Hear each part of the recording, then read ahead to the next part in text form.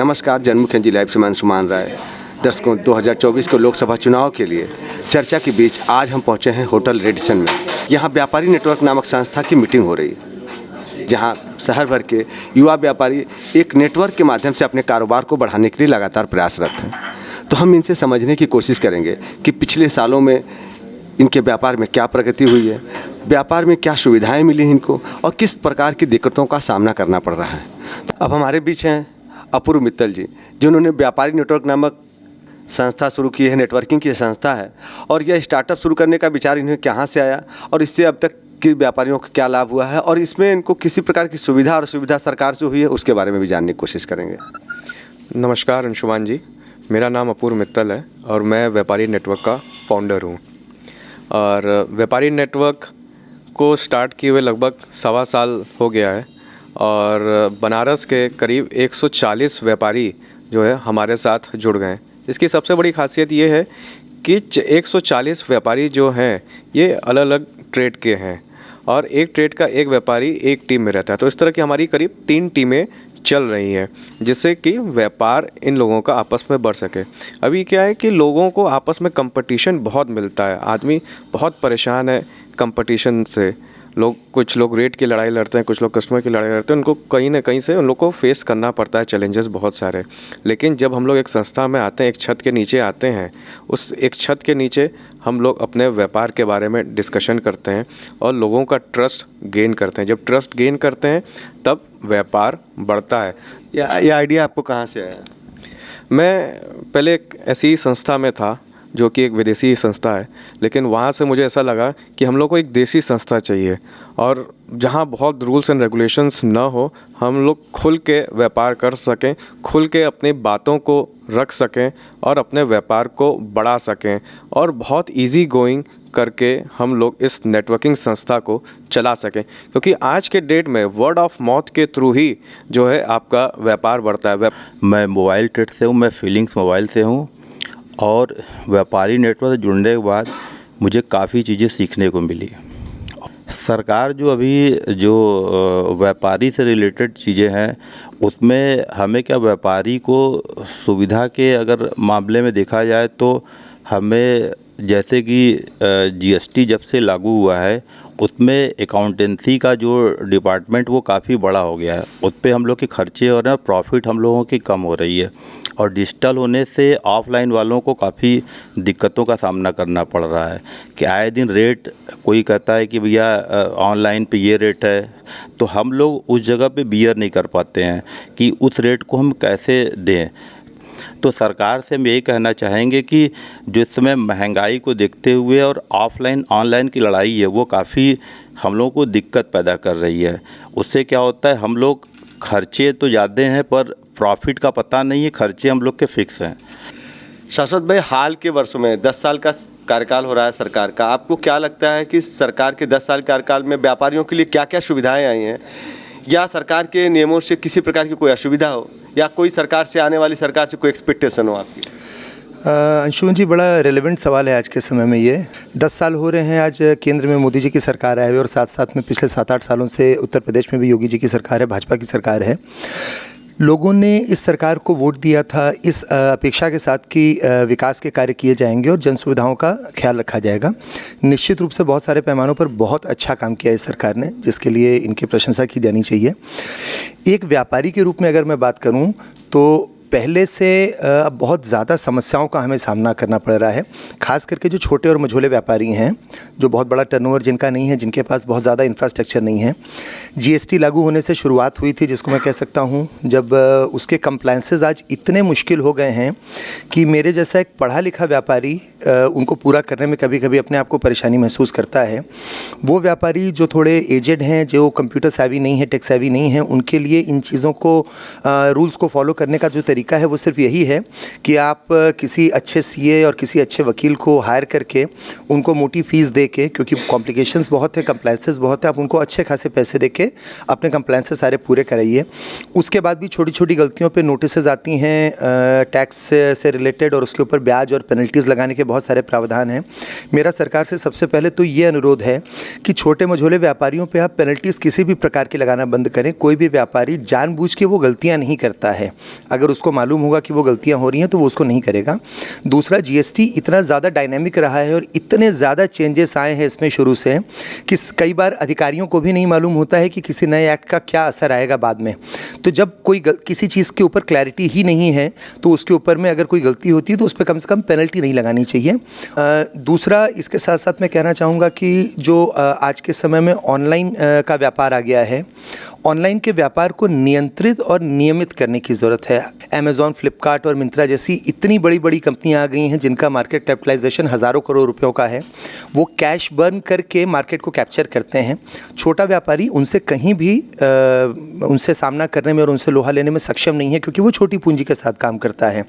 ये ऐसी कंपनियाँ हैं जो एक एक साल में कई कई करोड़ रुपये का नुकसान दे के मार्केट को कैप्चर कर लेती हैं, सामान को ज़रूरत से ज़्यादा सस्ते उन दामों पर बेच के जिन दामों पर एक व्यापारी उनको खरीद भी नहीं सकता। तो अगर हमारी खरीद की कीमत से भी नीचे अगर कोई सामान ऑनलाइन बिक रहा है तो नेचुरली हम उससे कम्पीट नहीं कर पाएंगे कभी भी, और धीरे धीरे करके हम मार्केट से बाहर हो जाते हैं। तो ये एक तरीके से एक मोनोपोली बनाने का तरीका है ऑनलाइन कंपनियों का।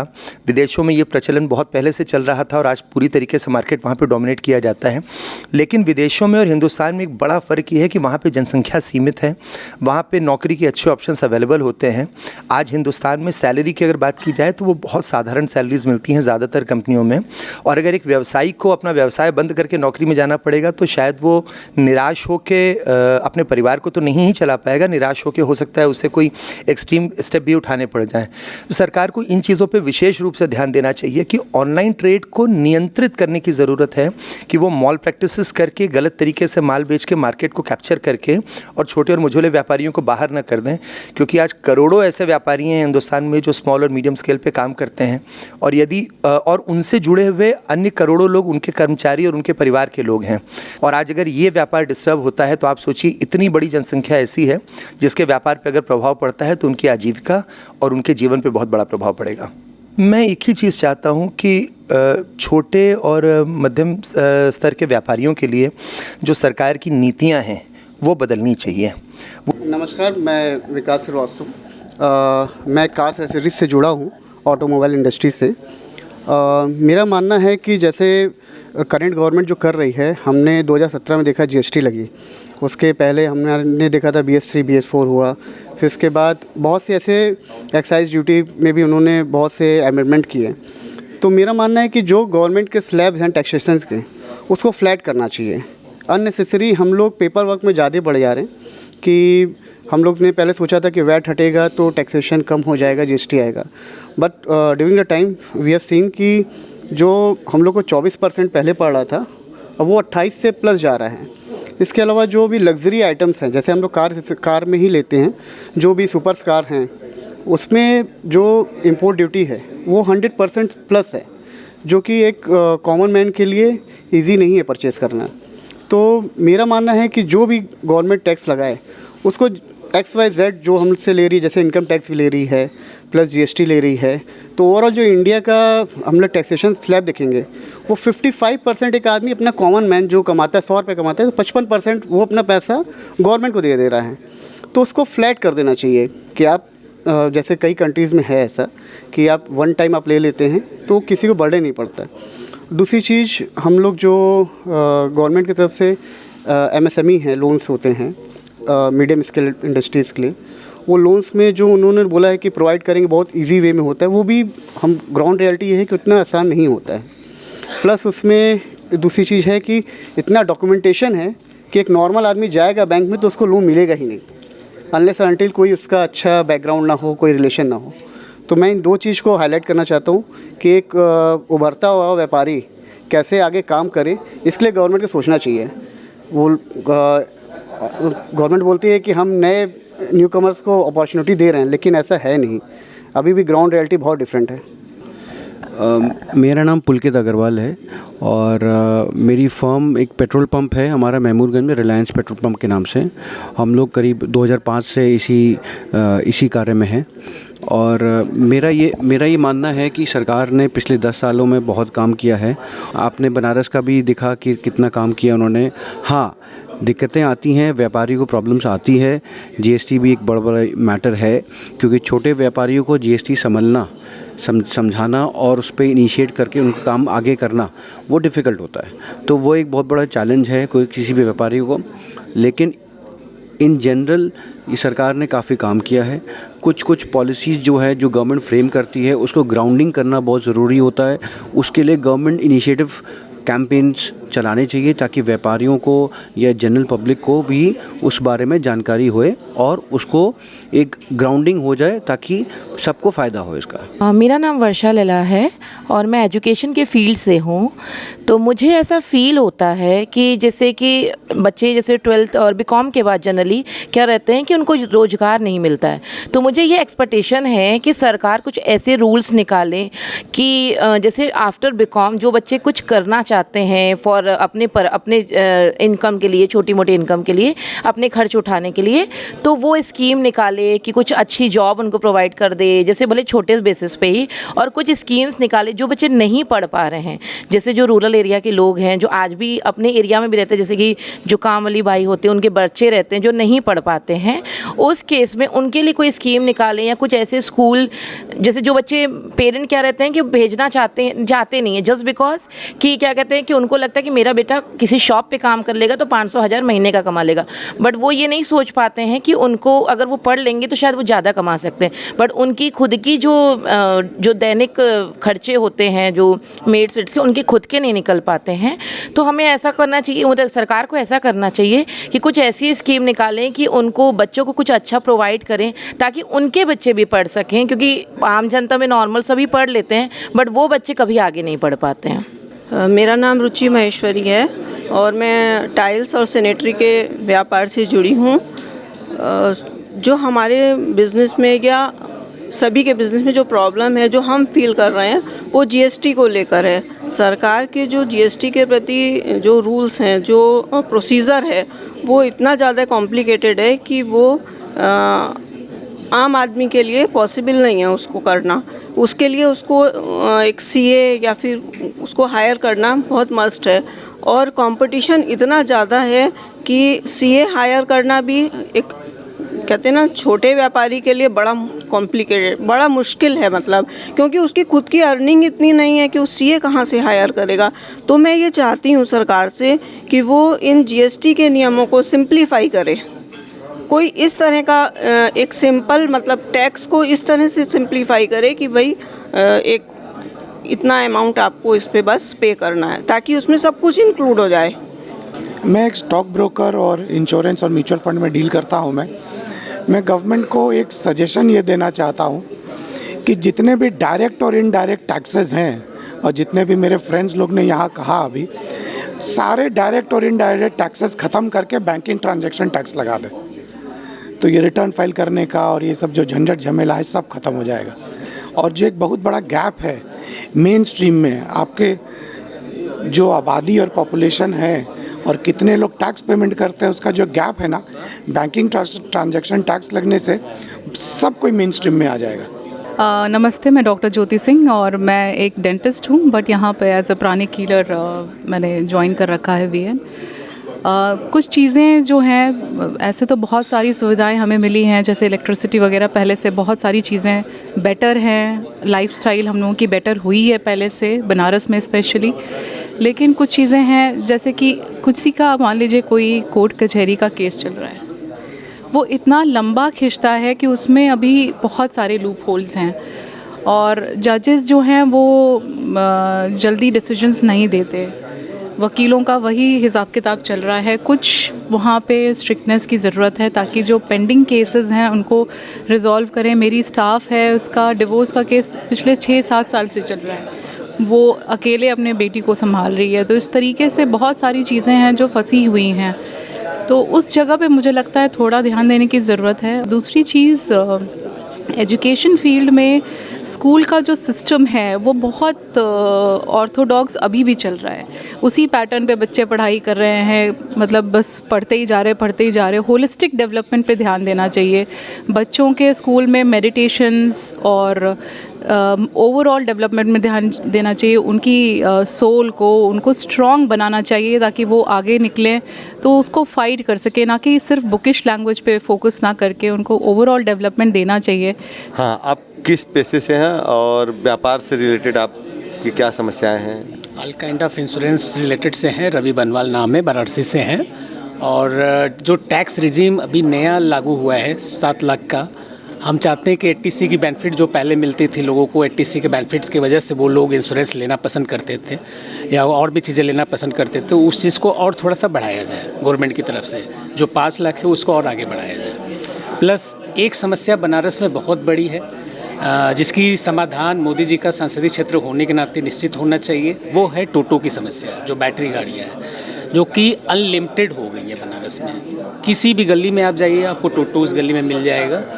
इसमें लिमिटेशन होना चाहिए और टोटो की संख्याओं में कमी होनी चाहिए। उनके ड्राइवर को ट्रेन करना चाहिए और विदाउट लाइसेंस उनको गाड़ी चलाने नहीं देना चाहिए। मैं योगेश अग्रवाल, इलेक्ट्रिकल्स होलसेल व्यापार है मेरा। और जब से जीएसटी लागू हुई ऐसे तो बहुत हम लोग को आराम हुआ है, लेकिन जो उस समय जीएसटी में गवर्नमेंट ने कमिटमेंट किया था कि आपको केस नहीं होगा पहले साल दूसरे साल, वो जो नोटिस आई उससे अब परेशानी हो रही है। अगर हम 9B अगर हम दाखिल कर दे रहे हैं तो वो बोला गया ना उसके बाद आपकी बात कुछ नहीं होगी, लेकिन अब ऐसे से वो हमको क्वेरी कर रहे हैं जिसका जवाब देना मुश्किल हो जा रहा है। हमारे साथ डॉक्टर स्वाति अग्रवाल जी हैं, ये VN की को फाउंडर हैं। तो हम स्वाति अग्रवाल जी से जानते हैं कि इनका अपना क्या करना है। नमस्कार, पहले तो सभी को नवरात्रि की हार्दिक शुभकामनाएं। मैं महिला सशक्तिकरण पर बात करना चाहती हूँ। पिछले 10 सालों में हमारी सरकार ने इस पर बहुत बढ़िया काम किया है। आज देश की प्रथम महिला हैं। देश का फाइनेंस अर्थव्यवस्था एक महिला के हाथ में है और भी बहुत क्षेत्रों में महिलाओं का प्रोत्साहन बढ़ाया जा रहा है, उन्हें आगे बढ़ाया जा रहा है। हम भी व्यापारी नेटवर्क में एक महिला की टीम बना रहे हैं जो सिर्फ महिलाओं के लिए है, उनको प्रोत्साहित करने के लिए है, उनके व्यवसाय को बढ़ाने के लिए है, टीम शक्ति के नाम से। सरकार से मैं ये उम्मीद करती हूँ कि और भी क्षेत्रों में महिलाओं को और ज़्यादा अपॉर्चुनिटी प्रदान की जाए ताकि 2047 में विकसित भारत का सपना जो हम सब ने एक साथ मिलकर देखा है उसको हम पूरा कर सकें, क्योंकि बिना महिलाओं के उत्थान के किसी भी देश का उत्थान नहीं हो सकता। तो अलग अलग क्षेत्रों में महिलाओं को और ज़्यादा मौके दिए जाएं और जो मानसिकता है भारत में महिलाओं के प्रति उसको बदलने की ज़रूरत है और मुझे लगता है कि वो शिक्षा से बदली जा सकती है। तो क्यों ना हम शुरू से ही अपनी शिक्षा प्रणाली में महिलाओं को इस तरीके से, लड़कियों को इस तरीके से प्रमोट करें ताकि उस मानसिकता को बदला जा सके और महिलाओं का उत्थान हो।